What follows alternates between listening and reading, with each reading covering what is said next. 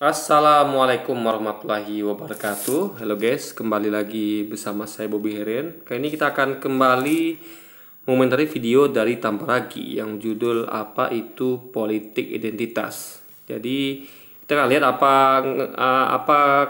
benar nggak dikatakan Tamparagi mengenai politik identitas dan apa yang boleh dilakukan dan apa yang tidak boleh dilakukan dengan politik identitas ini. Jadi semuanya akan kita bahas dan kita jabarkan di video ini guys. Halo semua, kita sering mendengar kata politik identitas, tetapi terkadang kita tidak benar-benar paham apa artinya. Jadi, pada video ini, kita akan membahas apa itu politik identitas. Oke, kita mulai aja ya.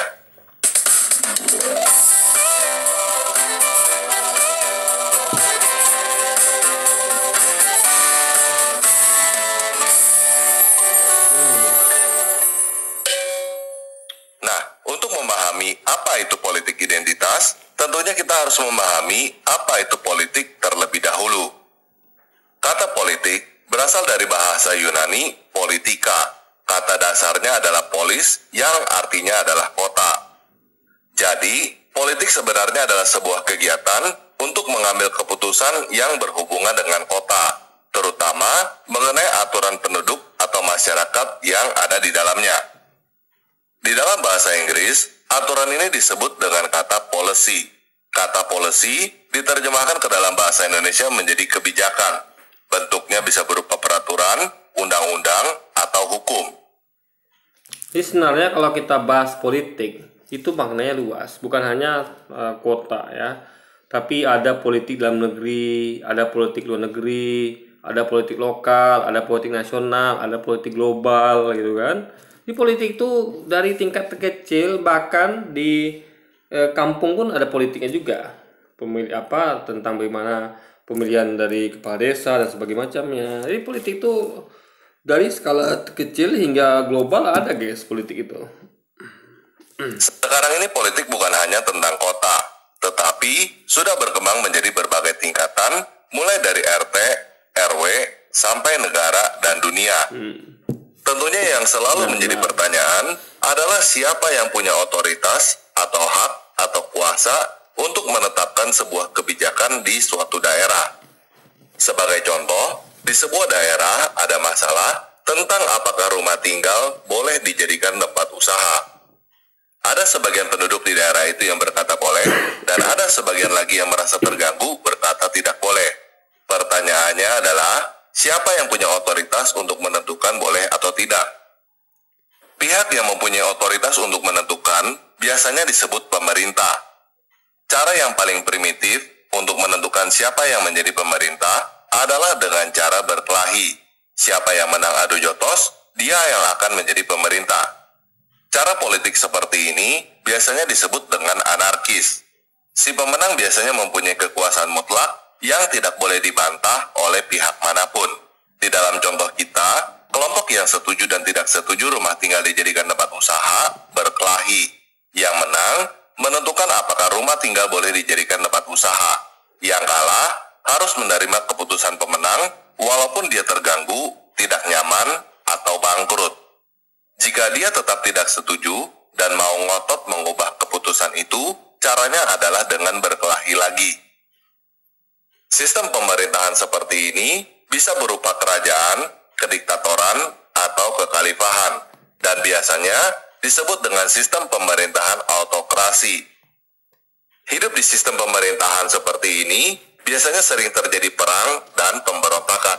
Gini ya, dia tidak bisa memasukkan kekhalifahan dalam situ, nggak bisa. Tapi kalau kerajaan bisa ya. Jadi tadi apa disampaikan dia ya. Jadi ini tempat lagi nggak paham nih tentang kekhalifahan. Bentar. Tidak boleh. Tadi Yang mana menang apa adu dimasukin ya. ngotot mengubah keputusan itu, caranya adalah dengan berkelahi lagi. Suara ini biasanya disebut dengan anarkis. Si dibantah oleh pihak manapun. Orang yang lebih beradab, walaupun dia terganggu, tidak nyaman, atau bangkrut. Jika dia tetap tidak setuju dan mau ngotot mengubah keputusan itu, caranya adalah dengan berkelahi lagi. Sistem pemerintahan seperti ini bisa berupa kerajaan, kediktatoran, atau kekhalifahan. Nah, Gini ya, kalau gini sebenarnya yang lebih tepat itu adalah kediktatoran. Kerajaan belum tentu, apalagi kekhalifahan. Ini akan saya jelaskan. Jadi, gini. Diktator adalah sistem di mana seorang pemimpin tuh dia menerapkan sistem semua mau dia gitu. Apa saja yang diputuskannya harus dipatuhi. Jadi tidak ada boleh pihak yang menentang. Itu diktator namanya. Tapi kerajaan belum tentu. Belum tentu, guys. Ada raja itu yang bijak, raja itu yang bijaksana, raja itu yang baik ada. Sehingga dia mendengarkan rakyatnya. Ada. Ini nggak semua rakyat itu nggak semua raja itu diktator, ya. Jadi menyamakan antara kerajaan dengan diktator, kediktatoran dengan khalifah itu adalah suatu hal yang nggak masuk akal, absurd atau konyol, guys. Dan itu ketiga hal yang berbeda. Ya, kalau diktator jelas itulah dimaksud dengan apa tadi namanya ya dengan yang kuat yang menang gitu, itu diktator. Ya, jadi dia yang berkuasa tunggal, dia menentukan semuanya tanpa boleh ada pihak membantah, itu diktator. Tapi kerajaan belum tentu. Seorang raja bisa menjadi diktator, bisa juga menjadi raja yang bijaksana, raja yang baik hati, yang mendengarkan apa yang keinginan dari rakyatnya. Nah, apalagi kekhalifahan. Kalau sang raja itu biasanya dia beda ya. Jadi gini, raja itu kan ada banyak kerajaan. Ada kerajaan yang berdasarkan agama, ya kan? Raja berdasarkan agama, dan itu agak mirip dengan kekhalifahan, ya. Jadi dia nih biasanya di raja yang berdasarkan agama nih dia punya penasihat berupa pendeta atau ulama. Nah, dia meminta saran dari pendeta dan ulama tersebut gitu. Bagi yang kerajaan Islam, tentu dia akan bertanya kepada ulama tiap ada masalah apapun yang ada di kerajaannya. Kalau kerajaannya adalah di kerajaan Kristen, ya, raja yang Kristen, dia akan bertanya kepada para pendeta untuk untuk mencari solusi atas masalah yang dihadapi di negerinya, ya kan. Jadi nggak ada juga raja diktator, ada yang raja yang zolim, yang dia tuh semena-mena, apa lainnya ada. Nah, kekhalifahan ini beda lagi, ya. Kalau kerajaan tadi kan dipimpin oleh raja, kalau kekhalifahan dipimpin oleh khalifah. Nah, khalifah itu ya memang pada prakteknya ada saja oknum di kekhalifahan, ada saja, guys, tapi nggak banyak. Jadi kalau khalifah yang betul-betul murni, ya, dalam artian khalifah itu kalau dijalankan dengan benar, itu ya yang milik khalifah itu adalah para ulama. Jadi para ulama terbaik negeri itu yang cerdas-cerdas, yang tahu dalil, ngerti paham dalil, tahu syariat Islam, itu berkumpul untuk memilih siapa yang akan jadi khalifah. Saat terpilih, khalifah itu akan menjalankan kekuasaan, kebijakan sesuai dengan syariat Islam, yang mana itu adalah para ulama ini yang nanti akan memberitahu pada khalifah ini, yang akan menasihatin, yang akan memberikan dalil dan segala macamnya bahwa ini harusnya begini, harusnya begini. Jadi dia kekhalifahan itu memakai hukum Tuhan, bukan pakai hukum manusia. Ya, jadi nggak bisa Anda katakan diktator kekhalifahan. Kecuali kalau diktator memang dia pakai hukum manusia, hukum buatan dia sendiri, itu, guys.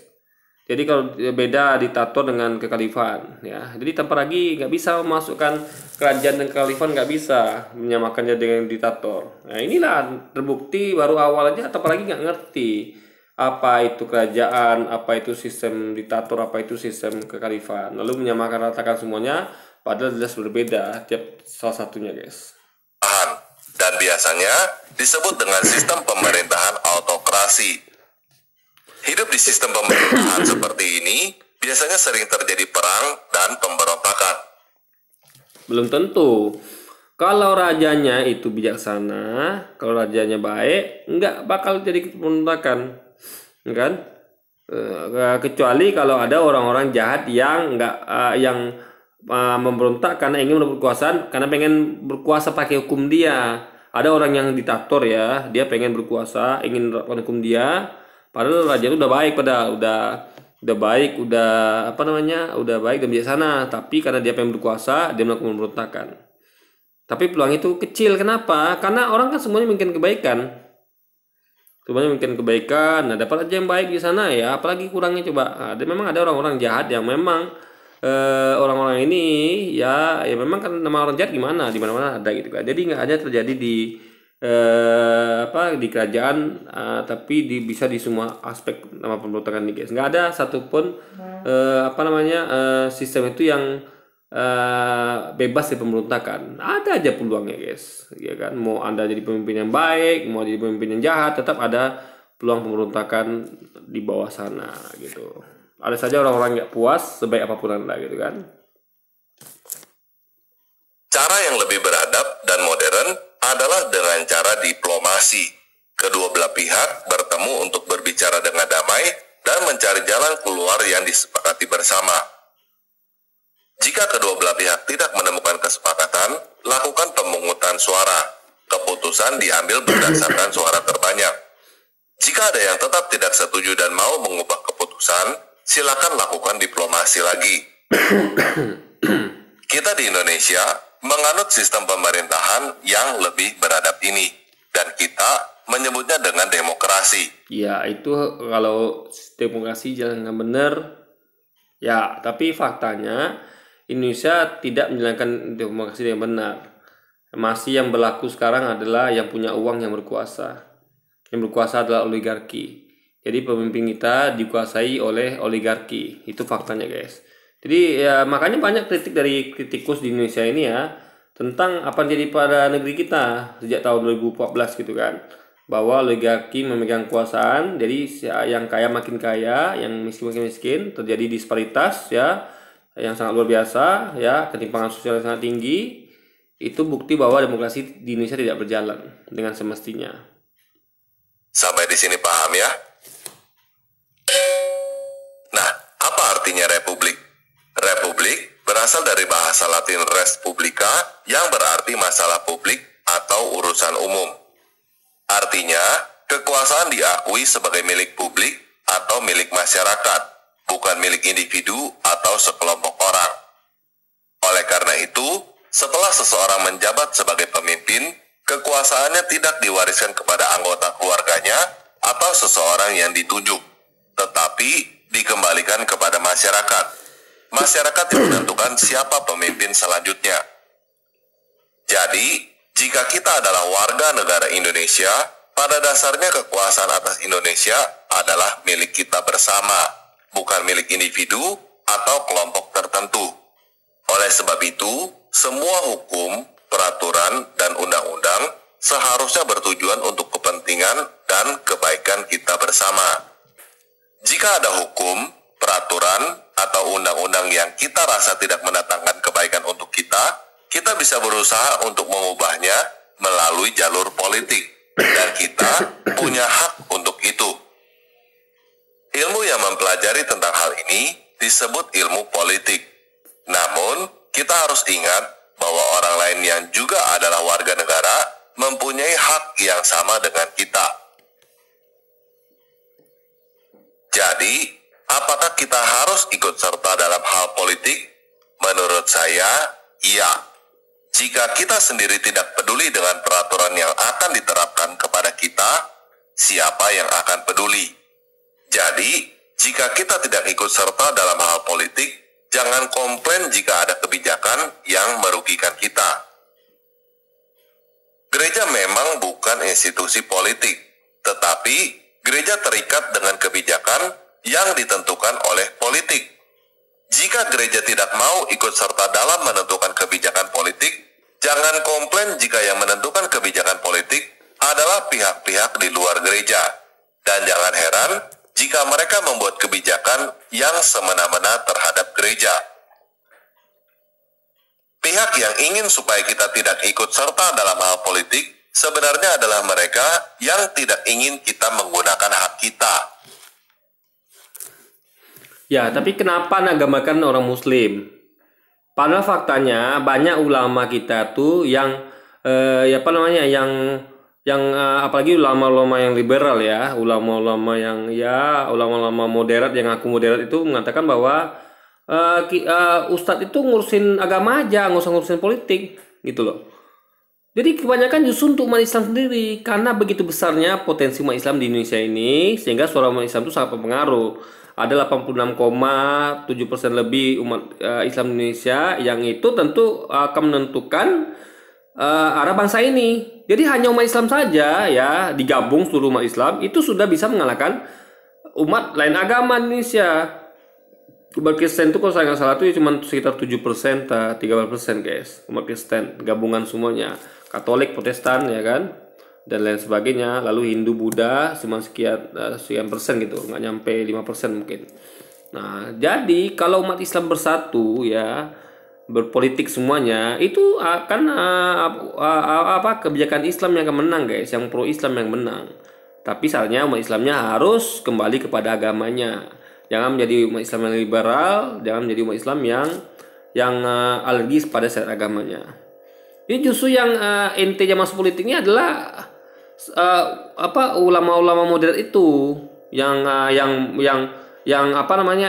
mengkritik kalau ada ulama ngomong politik. Paham ya?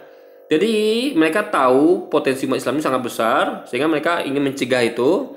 Ya, kita nggak tahu ulama-ulama yang begitu itu adalah ulama-ulama yang paham akan itu apa tidak, tapi faktanya mereka tuh menyuruh ustadz-ustadz itu hanya untuk jangan ngomong politik, ngomong agama saja.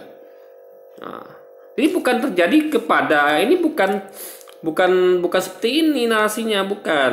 Nggak ada yang melarang orang-orang Kristen atau orang agama lain itu berpolitik, nggak ada. Ya, lalu kita aja boleh politik, nggak ada. Justru yang banyak terjadi adalah ulama-ulama yang dilarang untuk berpolitik. Mereka disuruh ngurus agama aja, ulama urus agama aja gitu kan. Nah, jadi kita dilarang untuk berpolitik guys. Umat Islam sendiri yang dilarang untuk berpolitik. Nah, ya kan? Nah, itu faktanya. Jadi kalau makanya yang banyak golput itu umat Islam, yang banyak golput. Karena itu tadi ada himbauan umat Islam jangan ulama jangan berpolitik, daripada urus politik bagus urus agama aja gitu kan. Padahal dalam Islam juga mengatur tentang politik gitu. Dan ini tanpa lagi ini fitnah ini bukan dia yang dilarang-larang untuk berpolitik, tapi ulama Islam sendiri yang dilarang untuk berpolitik, disuruh hanya ngurus agama saja guys. Mereka melakukan tipu daya sehingga kita yang sebenarnya punya hak dibuat seolah-olah tidak punya hak untuk berbicara dalam hal politik, supaya mereka dapat berkuasa dan kita diam aja melihat mereka berbuat seenaknya. Berbuat seenaknya bagaimana? Coba saya tanyakan ya. Berbuat seenaknya gimana? Justru Ahok itu yang berbuat seenaknya. Sebagai seorang minoritas ya kan, tidak tahu diri. Masa minoritas berani melakukan hal seperti itu guys? Dia melarang kurban dilaksanakan di lapangan-lapangan, sekolah. Padahal itu sudah tradisi sejak ratusan tahun lampau. Lalu oleh Ahok yang minoritas diubahnya menjadi hanya di rumah potong hewan.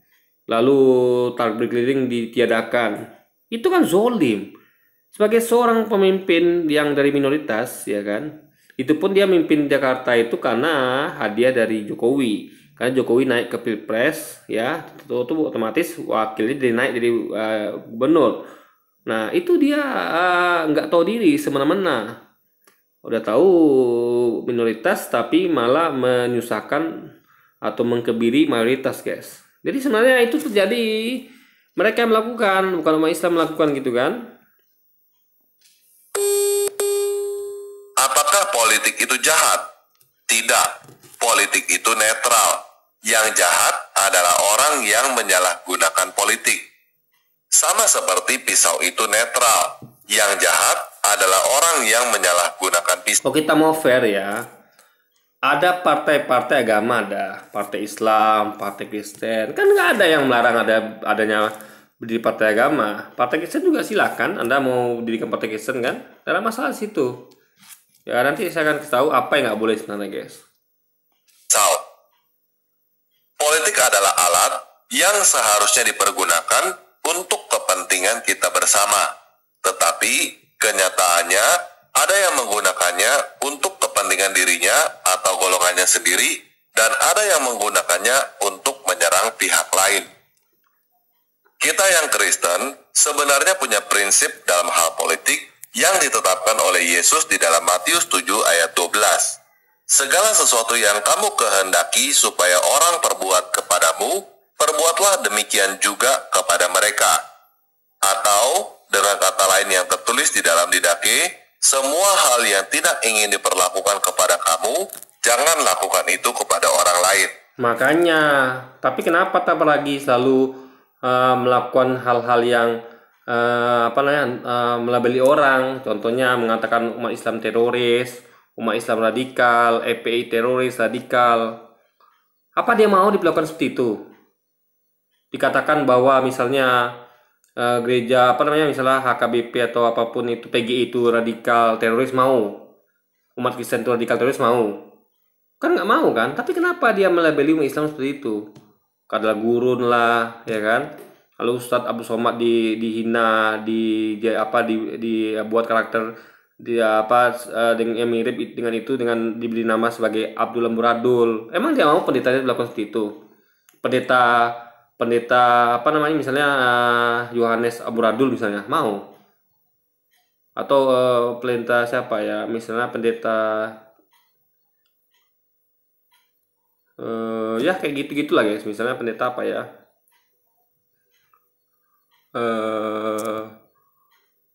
Malalu kacau balu gitu, kacau balau, mau? Kan nggak mau. Makanya tanpa lagi ini harusnya dia, kalau dia pakai tadi saya setuju, tapi dia harus buktikan dengan perbuatan dia. Jangan pernah nunjuk orang, jangan pernah hina-hina orang, jangan pernah labeli orang, apalagi ulama kita dilakukan seperti itu. Dia karena itu ajaran agama tadi dia sampaikan kan. Sedangkan dia pasti nggak mau juga dilakukan seperti itu, tapi anehnya dia memperlakukan orang seperti itu, sementara dia nggak mau dilakukan seperti itu guys. Nah, inilah betapa munafiknya orang-orang kita pagi ini. Nah, dari sini kita masuk ke identitas. Siapa kita, siapa mereka? Manusia cenderung mempunyai lingkaran dalam yang disebut kita dan lingkaran luar yang disebut mereka. Manusia cenderung lebih percaya dan lebih membela lingkaran dalam. Ingat ya, sebenarnya lebih tepatnya bukan kita, tapi saya. Tiap orang tuh punya identitas masing-masing. Misalnya saya adalah seorang Muslim, saya seorang suku Jawa, juga suku Minang. Saya adalah misalnya penyuka game, saya penyuka olahraga sepak bola, saya penyuka olahraga bela diri, saya penyuka minuman sini tentu minuman yang halal ya, susu, kopi, teh, apalagi jus gitu. Saya suka minum guys gitu, tapi bukan minuman beralkohol ya. Nah, itu identitas saya gitu. Nah, tentu saya akan mencari orang-orang yang sama dengan saya. Atau kalau saya berpolitik, saya akan memilih politik yang sesuai dengan saya. Itulah disebut dengan politik identitas. Jadi kita menunjukkan identitas kita ke dalam politik. Jadi bukan sebut kita, karena kita pun ya, misalnya saya dengan umat muslimin lainnya belum tentu ada yang lain sama selain Islam. Misalnya saya sama tetangga ini satu komplek ini guys, hanya 3 keluarga yang Kristen, sisanya tuh Muslim semuanya. Jadi 1000 kakak itu ya, dari 1000 keluarga, 1000 lebih keluarga itu cuma 3 orang yang 3 keluarga yang Kristen, sisanya Muslim semua. Nah, kalau saya pakai kita dengan seluruh ini, oke, ada kesamaan yaitu sama-sama Islam. Tapi apakah identitas lain sama? Belum tentu. Ada yang kayak saya tadi, saya suka game, ada yang nggak suka game. Saya suka olahraga sepak bola, ada yang nggak suka sepak bola, ada yang sukanya mungkin voli dan lain sebagainya, gitu kan. Jadi lebih tepatnya adalah identitas kita. Jadi kita masing-masing ini punya identitas. Apa yang kita sukai, apa yang kita yakini gitu guys, gitu. Jadi bukan kita, karena kita pun itu belum tentu sama semuanya. Kita kan mencari kesamaan yang lebih banyak gitu guys. Jadi jangan hanya satu kesamaan lalu menyamakan semuanya, kan tidak. Kita mencari sebanyak mungkin persamaannya. Itu namanya politik identitas. Yang disebut kita itu. Bahkan ada orang-orang yang punya pemikiran ekstrim menganggap kita adalah manusia, sedangkan mereka bukan manusia. Entah menganggap mereka adalah malaikat, setan, atau binatang. Itu sebabnya, di dalam dunia penjualan, si penjual akan berusaha untuk masuk ke lingkaran dalam si pembeli untuk mendapatkan kepercayaan yang menghasilkan penjualan. Di dalam dunia politik, si calon akan berusaha untuk masuk ke lingkaran dalam para pemilih, supaya para pemilih itu merasa bahwa si calon ini adalah orang dalam atau orang kita sendiri. Tentunya, yang kembali menjadi pertanyaan adalah siapa kita.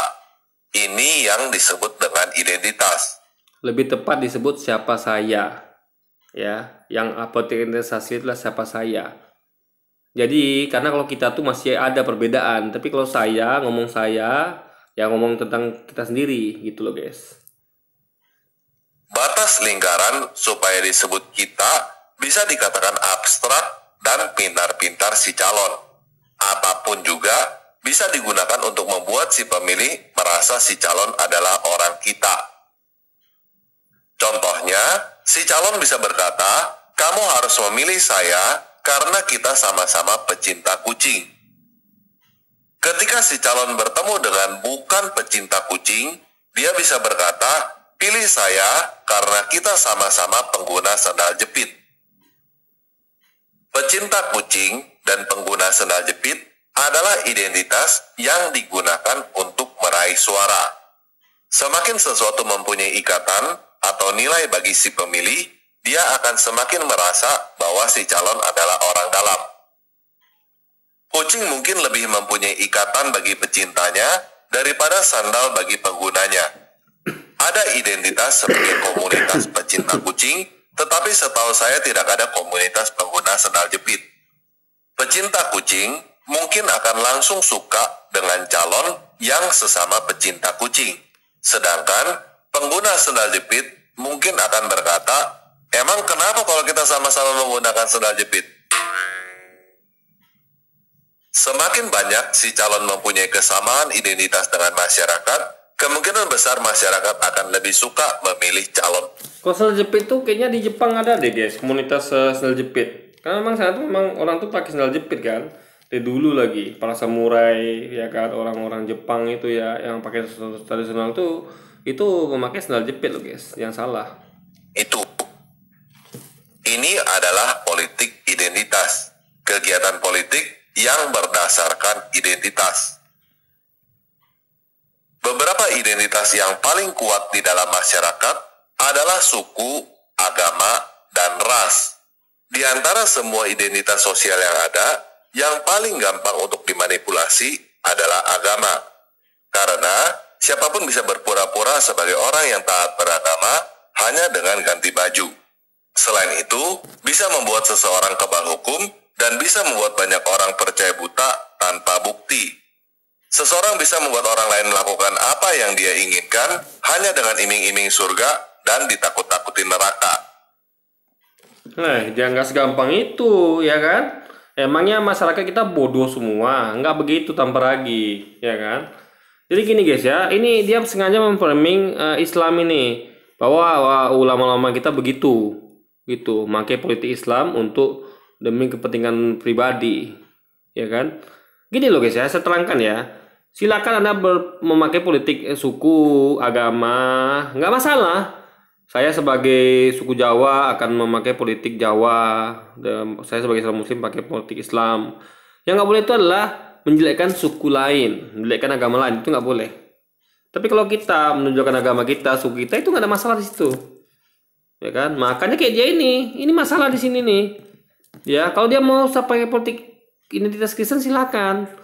Saya tak lagi Kristen, jadi saya tuh memakai politik Kristen. Saya akan bikin partai Kristen kalau perlu gitu kan. Nah, ini ada masalah situ. Tapi ketika dia nunjuk umat Islam mengatakan seperti dia katakan ini, ditakut-takuti dengan surga neraka, ini kan sudah zolim namanya guys, sudah absurd gitu kan. Ini yang menyerang itu. Jadi politik identitas tuh yang boleh dilakukan adalah termasuk ini, melabeli dan menyerang umat agama lain dengan seperti ini. Tengok buatnya apa. Jadi ini adalah cita buruk yang pengen disematkan kepada umat Islam, bahwa umat Islam itu seperti ini, suka nangkuti orang dengan surga neraka, ya kan, suka memaksakan orang supaya ikut kehendak dia. Ini luar biasa nih guys. Gini, apakah ini yang disebut dengan apa dia mau dilakukan seperti ini? Coba kita menuduh umat Kristen seperti ini, apa dia mau?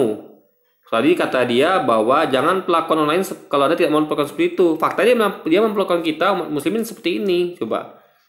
Itulah saya sebut dengan lidah berbisa. Tanpa lagi ini lidah berbisa, ya. Dia munafik. Dia nggak mau kita seperti itu kepada dia, tapi dia terus memperlakukan kita seperti itu, guys. Ini jahat sekali menurut saya. Benarkah jika melakukan apa yang diperintahkan akan masuk surga dan jika tidak melakukan apa yang diperintahkan akan masuk neraka. Kalau kamu bingung apa jawabannya, saya akan berikan contoh. Jika kamu mengakui bahwa saya adalah nabi dan memberikan saya uang, kamu akan masuk surga. Nanti kamu akan mendapatkan pahala 72 bidadari khayalan yang sangat. Ini asal ngomong namanya. Mana dalil Quran dan hadisnya? Mana? Ada seorang nabi lalu dikasih uang, lalu kita masuk, lalu kita masuk surga dan dapat dari mana dalilnya? Ini tampar lagi nih guys, ngasih contoh tuh asal-asalan gitu kan. Ini fitnah gini nih, nggak ada orang tuh yang kasih uang ke nabi. Ya, nabi itu udah meninggal semua, nggak ada lagi. Nabi terakhir, Nabi Muhammad itu sudah meninggal jauh di masa lampau. Udah nggak ada lagi nabi sekarang. Kecuali nabi tampar lagi mungkin, ya kan? Yang sok tahu gitu kan, yang sok pintar guys. Cantik. Jika kamu tidak mengakui bahwa saya adalah nabi atau tidak memberikan saya uang, kamu akan masuk neraka. Nanti kamu akan disiksa dengan siksaan yang paling pedih. Buktinya apa? Buktinya nanti. Kalau kamu sudah mati, baru tahu. Dia lagi serang bicarakan siapa nih? Ya kan? Dia lagi berfantasi guys, lagi berhalusinasi. Entah siapa yang dimasukkan dia kata ini. Nggak ada umat Islam itu yang begitu, nggak ada. Kalau nggak kasih saya uang nanti kamu masuk neraka, nggak ada. Siapa coba? Ada lagi memfitnah siapa nih sekarang tambah lagi? Ini kayak gini memalukan loh guys, bikin konten begini ya kan? Kasih contoh senap udelnya aja gitu kan, memfitnah orang sana sini. Benarkah saya adalah nabi? Benarkah jika kamu mengakui saya nabi dan berikan saya uang? Jadi gini ya, saya akan terangkan dulu ya. Ini udah tengah-tengah guys. Politik identitas itu adalah politik. Kita berpolitik sesuai dengan identitas kita. Saya sebagai seorang muslim, saya akan memakai identitas saya sebagai seorang muslim, sehingga akan saya mengedepankan syariat Islam. Apa saja yang Islam perintahkan untuk saya dan larang saya untuk lakukannya, itu yang saya kedepankan ketika saya berpolitik. Atau ya berpolitik itu kan bisa memilih dan dipilih. Kalau saya yang berkuasa, kebetulan saya akan melakukan kebijakan sesuai dengan agama saya gitu, ya kan. Tapi kalau saya memilih, ya saya berarti akan memilih orang yang akan menegakkan syariat agama saya gitu. Nah itu politik identitas itu begitu. Lalu yang lain juga, misalnya saya adalah seorang gamer, saya akan memilih pemimpin yang akan menyenangkan hati saya sebagai seorang gamer, mempermudah hidup saya, hobi saya sebagai seorang gamer, hal seperti itu guys. Kalau saya berkuasa, tentu saya akan membuat kebijakan yang memudahkan para gamer untuk untuk menikmati hobinya. Jadi hal seperti itu. Itu guys, itu politik identitas. Maka kamu akan masuk surga? Nah, itu boleh dilakukan. Yang nggak boleh itu adalah kita menyerang identitas orang lain. Ya, itu nggak boleh. Menjelekkan agama Islam, Anda sebagai orang Kristiani, lalu Anda demi politik, ambisi politik Anda menjelekkan umat Islam, mengatakan yang tadi tidak, umat Islam itu radikal, teroris, suka semena-mena, ya kan, ngancam-ngancam kalau nggak mau ngasih uang kepada kepada ini nanti masuk neraka, kalau mau ngasih uang nanti dapat surga bidadari gitu kan. Nah, ini kan itu nggak boleh dilakukan guys gitu, menunjuk dan memfitnah lain atau melabeli lain itu nggak boleh. Anda cukup kedepankan politik identitas Anda, sudah selesai. Ada seorang Kristen, masuklah ke dukunglah partai Kristen, sudah kelar. Nggak perlu ada serang partai Islam, nggak perlu ada serang umat Islam, nggak perlu gitu. Itu yang politik identitas yang nggak benar tuh itu guys. Benarkah jika kamu tidak mengakui saya nabi atau tidak memberikan saya uang, kamu akan masuk neraka? Kalau nanti kamu sudah mati, baru tahu bahwa saya berbohong, sudah telat. Kamu tertipu seumur hidup, dan kamu sudah tidak bisa apa-apa lagi karena kamu sudah mati. Jadi, politik identitas adalah kegiatan politik untuk mendapatkan dukungan atau mengambil kebijakan berdasarkan identitas sosial. Apakah salah jika seseorang melakukan politik identitas? Bisa dikatakan salah dan bisa dikatakan tidak salah. Politik identitas nggak salah. Nggak ada salah dengan politik identitas. Silakan Anda mau, nggak ada salahnya ya, ingat ya, politik identitas itu nggak salahnya. Yang salah adalah ketika Anda menyerang identitas orang lain, itu baru masalah. Menyerang agama orang lain, ya kan? demi kepentingan politik Anda, itu baru salah namanya. Ada fitnah, itu umat Islam itu begitu, ya kan, agamanya begitu, ya ulamanya begitu, itu baru nggak boleh guys. Tapi kalau ada mengedepankan apa identitas Anda, itu nggak ada masalah dalam politik. Bagi si calon, politik identitas adalah salah satu strategi untuk mendapatkan dukungan. Walaupun si calon tidak menggunakan politik identitas, kenyataannya masyarakat menggunakan identitas untuk memilih. Kenyataannya manusia mengambil keputusan berdasarkan perasaan, baru setelah itu berdasarkan logika. Kenapa pilih si A? Jawaban yang paling jujur dan sederhana adalah karena senang dengan si A. Entah karena si A adalah pecinta kucing seperti kita, atau karena si A adalah pengguna.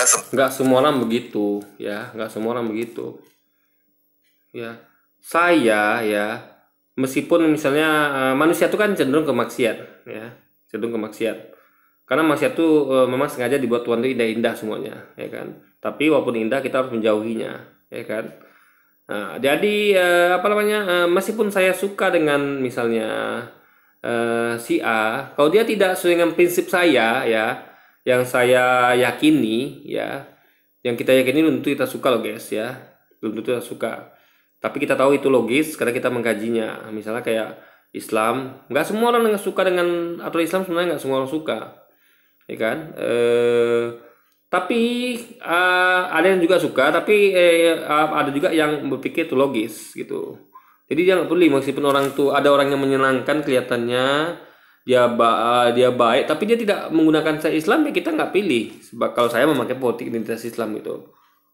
Jadi meskipun orang ini nggak menyenangkan, dia tuh apa namanya ya, bukan kurang baik ya, dia tuh intinya adalah kebijakannya yang penting dia tuh dia nggak satu hobi sama saya.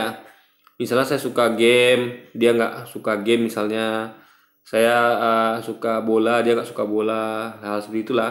Tapi saya tahu dia ketika dia terpilih, dia tidak akan mengganggu Islam, tidak akan seperti kita gini mengatakan umat Islam itu radikal, suka nipu sana sini, apa menakut-nakuti kalau nggak mau ngasih uang nanti masuk neraka. Nah, jadi saya tahu pemimpin itu apakah seperti kita gini, ya kan, meskipun tidak sesuai dengan ekspektasi saya, dia banyak yang saya suka dia nggak suka, tidak ada masalah.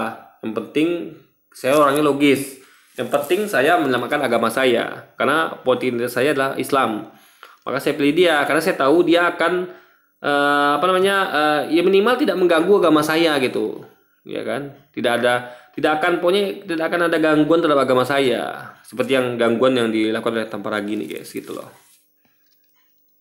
Jepit seperti kita.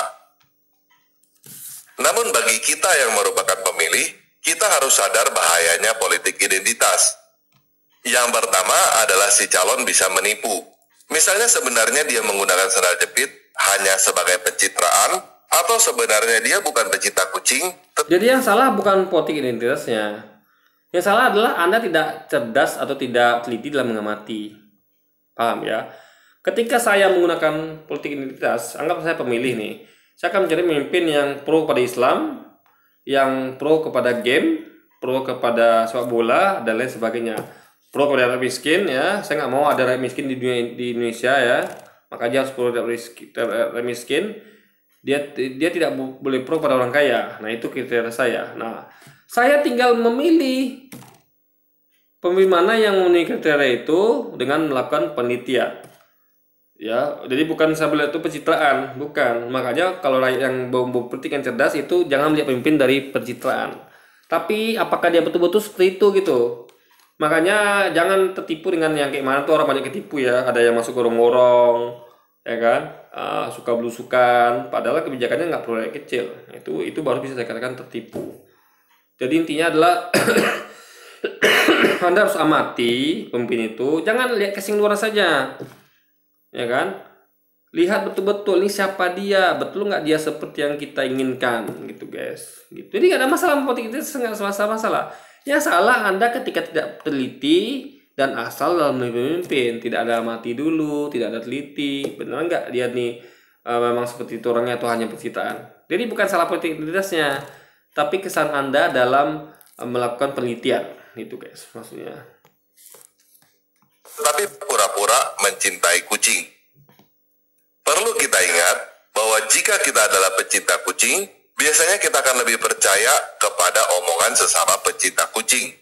Ketika punya masalah tentang kucing, tentunya kita akan bertanya dan mendengarkan pecinta kucing lainnya. Ya, cuma harus teliti orang tua tuh pecinta kucing apa cuma pencitraan kan gitu. Jadi bukan masalah pecinta kucing, bukan itu masalahnya, tapi kemampuan kita untuk meneliti seseorang apakah benar-benar dia tuh seperti itu atau cuma pencitraan. Di situ letak masalahnya, guys. Tidak mungkin kita lebih percaya tentang kucing kepada pecinta anjing, kecuali kita sudah mentok tidak dapat jawaban dari sesama pecinta kucing. Kita mencari alternatif jawaban dari pecinta anjing. Tetapi perlu kita ingat bahwa hal ini juga berarti orang yang bisa menipu kita adalah sesama pecinta kucing. Orang yang bukan sesama pecinta kucing sulit untuk menipu kita karena secara otomatis kita tidak percaya perkataan mereka. Orang yang Jangan salah, orang pencitraan itu adalah orang yang tidak seperti itu sebenarnya, paham ya? Justru dia tuh tidak seperti itu, paham ya? Dia pura-pura, guys, gitu loh. Ya, jadi dia bukan pada yang lebih bisa nipu kita adalah sesama pecinta kucing atau sesama kayak saya sesama pecinta game, bukan itu. Ya, yang nipu kita adalah orang yang yang pencitraan. Itu bukan, jadi nggak ada hubungan apakah sama-sama pecinta kucing kah, apakah sama-sama pecinta sel jepit, bukan itu masalahnya. Tapi apakah dia itu melakukan itu karena pencitraan atau memang jadi seperti itu. Nah, itu kemampuan kita lagi dalam menganalisa dan meneliti orang tersebut gitu, guys. paling bisa menipu kita adalah orang dalam yang kita percaya. Orang luar sulit untuk menipu kita karena pada dasarnya kita tidak percaya kepada mereka. Jangan salah, orang luar juga bisa menipu. Contoh, Anda tahu Belanda? Belanda itu bisa menipu rakyat Indonesia. Penjajah Belanda, Portugis, Inggris itu ya, mereka melakukan politik apa? Pecah belah, divide impera, dan berhasil. Rakyat kita terpecah belah. Dia adu domba antara pejuang dengan rakyat, ya kan? Jadi domba, dan mereka berhasil. Padahal mereka jelas-jelas musuh kita bersama, yaitu penjajah Belanda.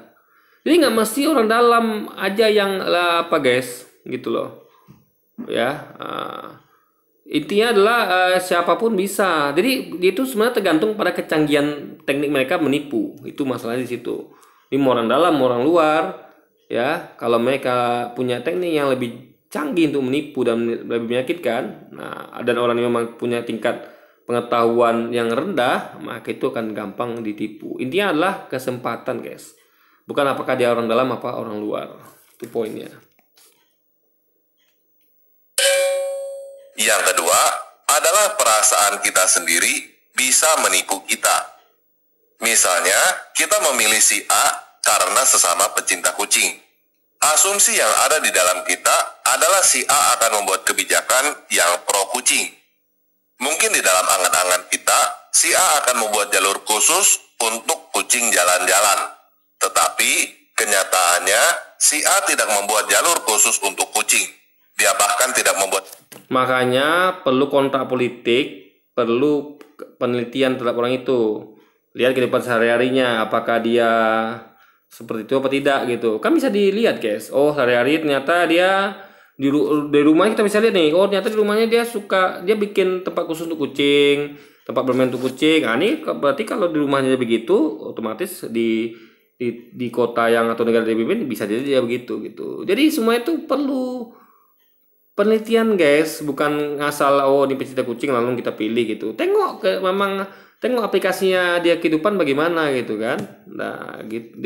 Jadi logikanya gitu, guys. Nggak sesederhana itu gitu kan. Harus ada penelitian lebih lanjut. Yang pro kucing seperti asumsi kita. Yang ketiga adalah keinginan kita mungkin salah. Kepentingan kita mungkin bisa menyerang kepentingan pihak yang lain. Misalnya si A yang kita pilih karena sesama pecinta kucing ternyata benar-benar membuat jalur khusus untuk kucing. Tetapi dia mengorbankan jalur mobil, motor, trotoar, dan area hijau. Sehingga hal ini menimbulkan masalah. Banyak orang yang terganggu dan terjadi keributan. Selain itu, pecinta anjing, pecinta monyet, dan pecinta tikus juga protes.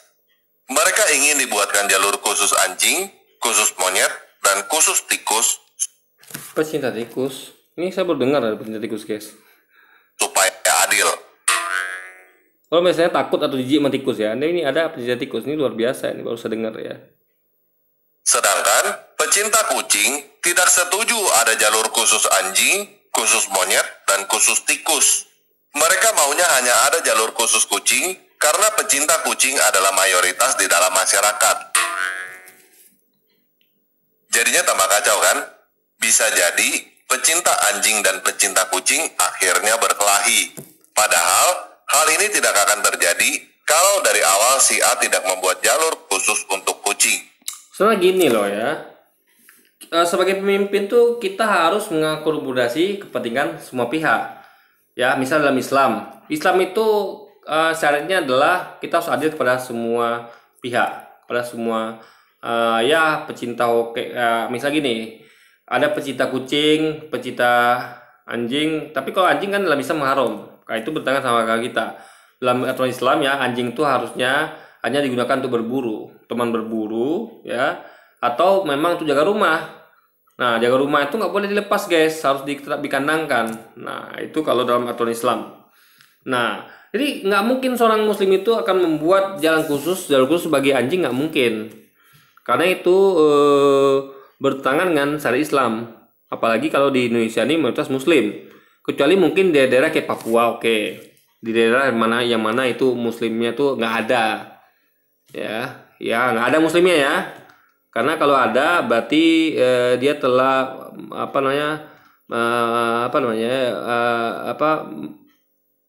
ibaratnya bertentangan dengan syariat Islam itu sendiri.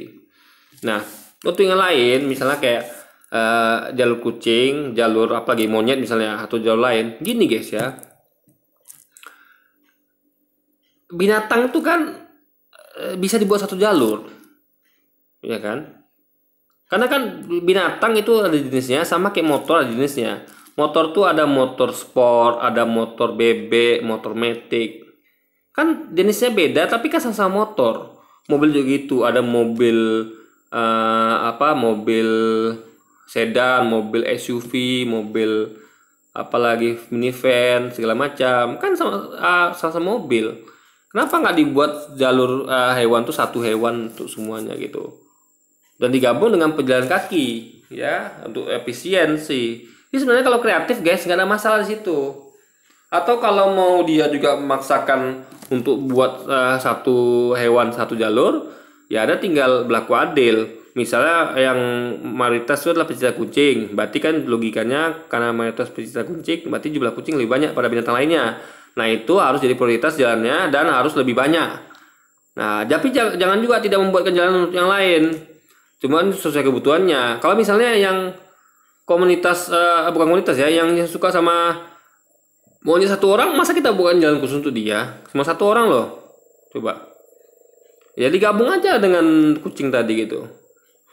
Nah, lalu misalnya ada yang kedua terbesar itu adalah komunitas pecinta apa ya? Ini aneh-aneh sebenarnya guys. Jadi sebenarnya nggak perlu lah ada jalur khusus pecinta kucing, itu nggak perlu sebenarnya, itu nggak logis.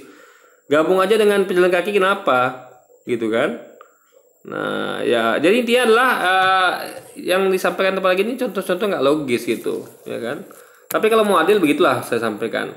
Jadi yang paling banyak itu adalah jalan yang paling banyak hewan peliharaannya. Ya lalu diteruskan dengan yang nomor 2 paling banyak, nomor 3 lebih banyak, dan yang kalau terlalu sedikit ya nggak usah lah dibuat jalannya gitu kan. Buang-buang budget dan juga nanti jangan terpakai gitu guys. Kan sayang tempat itu mubazir gitu kan. Nah, jadi seperti itu guys. Jadi ini adalah tinggal kreatif aja lagi, nggak ada masalah di situ, ya kan? Kita harus ingat bahwa kita tinggal di dunia yang tidak seragam. Semua kelompok identitas masyarakat punya kepentingan masing-masing. Tujuan kita menggunakan sistem demokrasi adalah supaya kita dapat hidup bersama-sama secara aman dan nyaman tanpa perlu berkelahi. Kalau kamu punya pemikiran bahwa negara ini adalah punya kelompok gue, yang lainnya cuma ngontrak, Atau yang lebih parah, punya pemikiran bahwa kelompok lain seharusnya tidak ada di negara ini, maka kamu tidak cocok menjadi warga negara Indonesia. Lebih baik kamu pindah ke negara lain. Tetapi perlu kamu ketahui bahwa Nah sekarang saya tanya, apa hak dia untuk mengusir orang-orang lain, guys? Nggak ada hak dia, ya, karena beda pendapat lalu dia usir gitu. Itu jadi mengajarkan satu yang salah. Nggak boleh kita ngusir siapapun di negeri ini, nggak boleh, guys, gitu kan? Nah, tapi kita juga nggak boleh berlaku adil, berlaku tidak adil nggak boleh. Jadi dua-duanya nggak boleh. Berlaku tidak adil maupun menyuruh orang untuk keluar negeri itu sama-sama nggak boleh, gitu ya. Tambah lagi ya, harus paham mengenal ini. manapun kamu tinggal, walaupun kamu tinggal di tempat yang satu suku, satu agama, dan satu ras dengan kamu, tetap aja di dalamnya akan ada faksi, tetap aja di dalamnya akan ada perbedaan kepentingan. Bahkan di dalam organisasi yang paling kecil yang kita sebut keluarga aja, ada perbedaan kepentingan antara suami. Nah, makanya Islam mengatur, yaitu sama kayak prinsip yang berlaku kebanyakan adalah utamakan kepentingan orang banyak dibandingkan orang sedikit. Ya, berarti kepentingan mayoritas. Itu sudah menjadi jargon yang umum kita dengar. Dan itu benar, Islam membenarkan itu. Kenapa? Contoh, misalnya dalam satu keluarga ada anak 10, ya kan? Dan setelah voting nih ya, voting, kita kan maunya pergi bareng-bareng, nggak mau pisah. Yang 6 orang ke sana, yang 6 lagi ke sana, kan nggak, kita maunya bareng-bareng. Akhirnya dibuat keputusan. Rupanya ketika voting itu ada 6 orang itu mau ke Bali, ya, 6 orang ke Bali, 3 orang ke Padang, 1 orang ke mana ya, Kalimantan misalnya. Nah tentu kita harus ikuti suara terbanyak, karena yang paling banyak mau ke Bali ya kita yang dari yang mau ke Kalimantan sama Padang ngalah ya kan, ya udah kita ke Bali karena lebih banyak yang mau ke Bali, sehingga akan lebih banyak yang happy gitu, guys. Paham ya? Yang happy-nya akan lebih mudah untuk menarik yang lain itu untuk happy juga gitu. Karena lebih banyak yang happy kan. Jadi yang banyak itu akan lebih gampang mempengaruhi yang sedikit. Coba kalau dipaksakan pergi ke Padang, yang cuma 3 orang yang mau ke sana, kan nggak adil, ya kan? Karena tidak mengutamakan kepentingan orang banyak gitu kan. Atau malah 1 orang ke Kalimantan. Coba, ada 6 orang yang bersedih gitu, yang nggak setuju. Makanya utamakan yang 6 orang ini karena mereka adalah mayoritas, guys, gitu loh. Nah, kalau imbang bisa dibuat aturan lain. Misalnya kalau imbang nih, sama-sama 5 orang mau ke Bali, 5 orang mau ke Papua, ya sudah. Berarti kita pakai sistem adalah gantian. Ya udah, kita switch atau apapun itu undian. Jadi kalau hari ini kita berangkat ke Bali, berarti besok liburan selanjutnya kita harus misalnya ke Padang misalnya. Lalu atau kita kali ini memang menang Padang, berarti biasanya harus ngalah yang Padang, kita harus ke Bali. Itu baru adil nama, guys, gitu. Jadi semuanya ada solusi dalam Islam, nggak ada yang tidak ada solusi gitu. Ya kita aja harus pandai-pandai dalam menyiasatinya. Suami, istri, dan anak-anak. Jika kamu selalu memaksakan kehendak, tidak bisa menerima perbedaan, maka seluruh hidup kamu isinya adalah perkelahian. Hidup kamu tidak akan damai. Jika kamu mau hidup kamu damai, kamu harus bisa menerima perbedaan. Jadi, politik identitas itu sudah digunakan sejak zaman dahulu, dan akan terus digunakan pada zaman yang akan datang. Tetapi, kita harus tahu bahayanya adalah politik identitas itu politik gampangan yang bisa dengan mudah digunakan untuk menipu kamu dan menyebabkan perpecahan. Makanya kita jangan jadi orang yang gampang ditipu. Makanya harus banyak belajar, banyak mengkaji, banyak meliti. Itu aja poinnya, guys. Karena nggak salah orang udah politik identitas, nggak salah. Masalahnya adalah betul nggak dia sesuai dengan yang dijarungkan dia, bahwa dia berpolitik identitas tapi dia memang seperti itu. Jangan-jangan cuma kedoknya aja. Dia misalnya politik identitas pro miskin, katanya kan tidak. Nah, jadi bukan masalah salahnya di politik identitasnya enggak, tapi bagaimana dia tuh jujur dan konsekuen dalam melaksanakan politik itu, identitas itu, dan kita sebagai pemilih harus cerdas. Jangan mau tertipu sama orang yang pura-pura identitasnya itu padahal tidak, guys. Cara menggunakan politik identitas yang tepat adalah balik ke tujuan politik dan identitas yang tepat. Jika kita memilih seorang pemimpin sebuah kelompok, identitas yang tepat untuk kita adalah sebagai anggota kelompok itu, bukan sebagai suku, agama, ras, atau identitas kita yang lain. Jika kita memilih ketua kelompok pencinta kucing, kita memilih sebagai seorang pencinta kucing, bukan sebagai seorang pengguna sendal jepit. Begitu juga, jika kita memilih ketua kelompok pengguna sendal jepit, jangan memilih sebagai seorang pencinta kucing. Itu kalau dalam kelompok kecil. Kalau negara kan nggak ngurus tentang kucing atau sendal jepit, guys. Oke lah, dia mungkin ngomong dalam hal skop kecil ya. Ini komunitas pemimpin komunitas pencinta kucing mungkin ya. Tapi kok negara nggak seperti itu. Kalau nomor satu negara itu ya, yang paling penting itu adalah agama. Karena itu yang menyelamatkan kita, Anda semua gitu kan, kita semua. Jika kita memilih ketua RT, pilihlah dengan identitas sebagai warga RT itu. Jika kita memilih Presiden Indonesia, pilihlah dengan identitas sebagai warga negara Indonesia. Jelas? Ya, identitas sebagai warga Indonesia kan beda-beda. Ada yang identitas warga Indonesia itu yang Muslim, ada yang Kristen, ada Hindu, ada Buddha. Harus lebih spesifik lagi. Gitu loh guys. Jadi bukan hanya global seperti itu. Nah, saya sebagai seorang Muslim, saya akan memilih pemimpin yang Muslim. Apalagi di agama saya ada larangan itu untuk diharamkan milih pemimpin non muslim kan, atau pemimpin kafir itu haram. Saya harus ikut aturan agama saya. Tapi kalau apalagi kan ada aturan itu di agama dia. Makanya kalau dia nggak ada larangan untuk milih pemimpin muslim, nggak ada larangan di agama dia. Dia tidak berdosa ketika dia milih pemimpin muslim kan, karena larangan itu tidak ada. Kalau kita ada sebagai seorang muslim. Nah, tapi bagi mereka serang itu, mereka nyalakan itu. Mereka kita dengan itu tidak toleransi. Loh, itu aturan agama kita kok. Masa Anda katakan tidak toleransi? Justru Anda tidak toleransi. Anda tidak mau kami mengikuti ajaran agama kami, sementara kalian mau kalian itu ikuti agama kalian, tidak mau diganggu. Tapi kalian ganggu kami dalam mengikuti ajaran agama kami, gitu guys. Itu kan tidak adil namanya. Ya. Nah, buat kita yang Kristen, landasan kita untuk memilih pemimpin politik adalah Matius 20 ayat 26 sampai 27. Barang siapa ingin menjadi besar di antara kamu, hendaklah ia menjadi pelayanmu. Dan barang siapa ingin menjadi terkemuka di antara kamu, hendaklah ia menjadi hambamu. Jadi, kita jangan tertipu dengan identitas satu suku. Langsung dia memframing jelek Anies Baswedan. Ini nggak boleh guys ya, menyerang kelompok identitas lain nggak boleh ya. Ini yang salah tuh begini. Coba, apa maksud dia bikin image jelek tentang Anies Baswedan coba? Ini guys, ini yang nggak boleh dilakukan dalam hal politik identitas, itu nggak bolehnya ini. Tapi itu yang tidak Tamparagi itu ketahui, pahami. Makanya Tamparagi ini sangat jauh ilmunya guys, di bawah standar. Dia tidak punya kemampuan yang cukup untuk memahami apa itu politik identitas, ya kan? Satu ras. Kita juga jangan tertipu dengan pencitraan makan di warteg, naik angkot, atau lain sebagainya. Ya, kalau Anda menelitinya, Anda akan lihat Anies itu memang seperti itu orangnya, ya kan? Memang seperti itu sehari-harinya. Ya, makanya itu, jadi Anies itu sudah melakukan itu sejak lama, ya.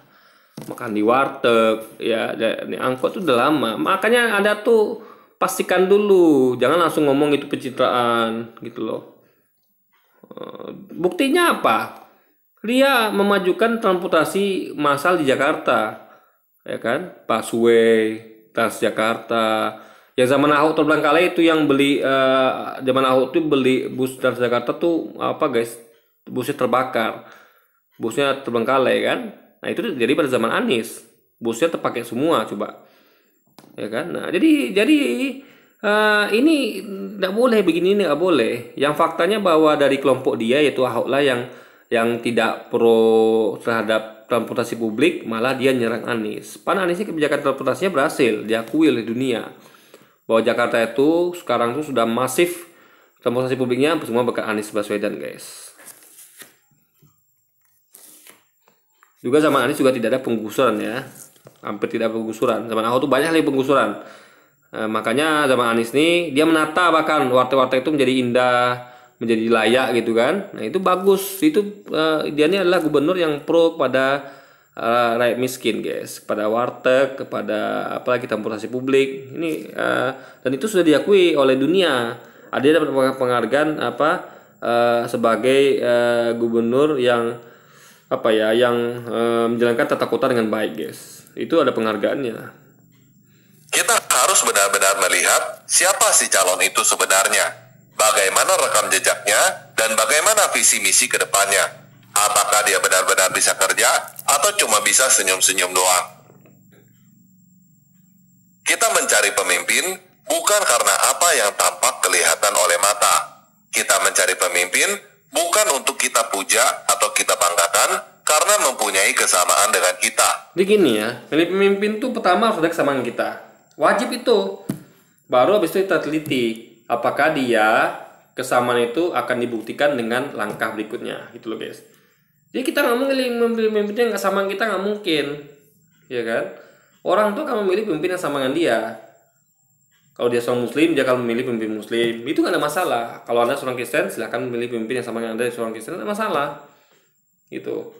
Nah, selalu yang penting yang dilakukan setelah itu adalah meneliti apakah dia benar-benar pro kepada yang Anda dukung tersebut.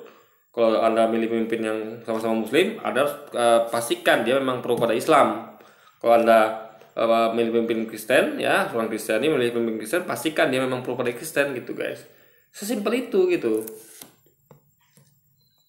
Tetapi kita mencari pemimpin yang mau bekerja dan melayani kita semua. Oke, sekian video kali ini. Yesus Kristus. Jadi di video dia ini aja ya, dia sudah menyerang identitas orang lain. Ya, kita yang politik identitas kita adalah politik Islam ya, dan kita memilih pemimpin yang dipilih ulama, yaitu kayak kemarin tuh Prabowo, lalu Anies Baswedan, diserang sama dia, guys. Identitas kita diserang sama dia, nah itu nggak boleh, ya kan? Menyerang Anies Baswedan, ya kan? Menyerang apa tadi yang kelompok-kelompok Islam yang menakut-nakuti katanya kalau nggak mau ngasih uang masuk neraka, itu nggak boleh. Politik sebenarnya itu adalah silakan Anda tunjukkan diri Anda. Anda ada seorang muslim, pilih pemimpin muslim. Anda seorang calon pemimpin muslim, ya kan? Anda harus katakan saya pro pada Islam karena saya seorang muslim gitu. Kebijakan saya akan pro pada Islam. Begitu politik sebenar. Tonjolkan diri Anda, siapa Anda gitu. Itu namanya kejujuran. Ya kan? Nah, tapi dalam Islam itu tidak pernah syariat Islam itu mengganggu agama lain, nggak pernah, guys. Dengan syariat Islam itu semuanya bisa hidup berdampingan, nggak ada masalah di situ. Karena kayak contohnya kayak masalah kalau sekarang kita kan dikenakan namanya pajak untuk semuanya kan. Kalau dalam Islam beda. Umat Islam akan dikenakan namanya zakat. Kalau untuk umat non muslim itu namanya jizyah. Nah, jumlah zakat itu jauh lebih besar dibandingkan jizyah. Kenapa? Karena zakat kenapa lebih gede jumlahnya daripada jizyah diberikan oleh non-muslim? Karena bagi non-muslim, jizyah itu hanya untuk uang keamanan. Ya, kayak merekrut polisi, tentara, lalu ya untuk mengamankan harta, nyawa dan agamanya orang-orang non-muslim ini.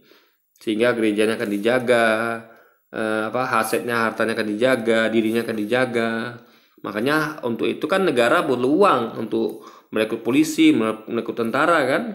Nah, tapi untuk muslim itu jumlahnya lebih besar, zakat namanya. Karena ya kan untuk muslim itu termasuk biaya untuk misalnya kayak membangunkan masjid untuk kaum muslimin gitu kan. Lalu membangun apalagi bahkan ke jalan umum tuh ya itu semuanya kena loh, guys, semuanya.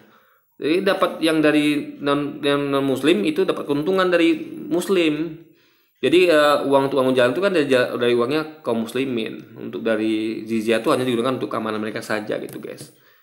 Jadi sebenarnya akan sangat senang umat non muslim itu hidup di negara muslim yang pakai syariat Islam. Kenapa? Karena mereka cukup bayar uang keamanan, tapi mereka mendapatkan fasilitas jalan, fasilitas pelabuhan yang itu dibangun dari uangnya kaum muslimin yang lebih besar jumlahnya, yaitu zakat. Mereka beruntung harusnya gitu kan. Mereka hanya bayar uang keamanan, tapi mereka mendapatkan semuanya. Tapi kaum muslimin dia harus bayar lebih.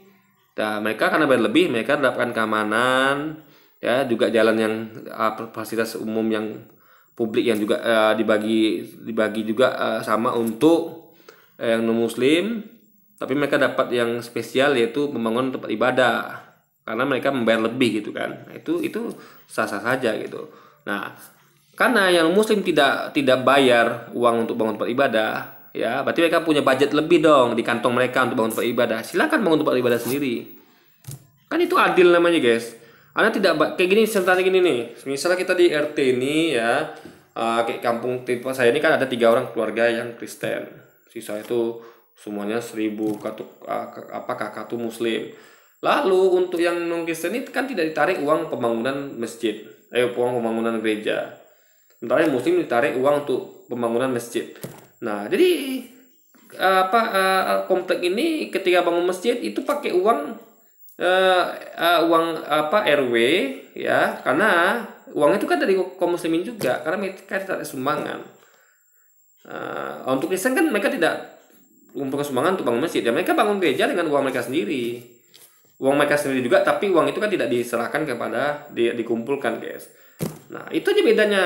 Jadi adil kan namanya kan. Jadi seorang pemimpin yang mayoritas muslim itu tidak perlu membangunkan gereja untuk yang minoritas karena itu melanggar dari ajaran agama dia. Makanya uang itu tidak dipungut. Silakan mereka bangun sendiri gitu loh. Nah, dia cukup membangunkan rumah ibadahnya kaum muslimin karena uang itu diambil dari zakat yang jumlah lebih besar daripada jizyah, guys. Gitu loh. Jadi Islam itu adalah agama yang adil gitu, guys. Itu baru satu kajian loh, belum kajian lainnya. Makanya kalau Anda belajar Islam yang benar, ya Anda tidak akan nuduh Islam macam-macam, nuduh Islam itu radikal, teroris, ya kan, kadrun dan segala macamnya. Nah, itu yang nggak boleh dilakukan, guys. Ya silakan Anda berpolitik identitas, tunjukkan diri Anda, kelompok Anda, silakan. Saya atau kami adalah muslim, kami adalah Kristen, saya Kristen, silakan. Tapi jangan serang agama orang lain gitu. Lebih ambisi politik Anda, itu salahnya situ, guys. Oke, jadi mungkin sekian dulu aja video kita kali ini. Sampai jumpa lagi di video-video selanjutnya. Wassalamualaikum warahmatullahi wabarakatuh, guys.